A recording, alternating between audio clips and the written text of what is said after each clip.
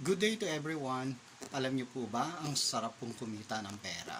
Lalo na dito sa social media.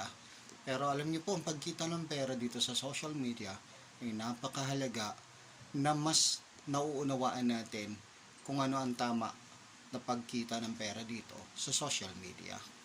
Meron pong mga nagpo-post ng iba't ibang mga alam mo na, pagpapatawa, meron pong nakalabas yung ganito, nakalabas yung ganyan, at kung ano-ano pa.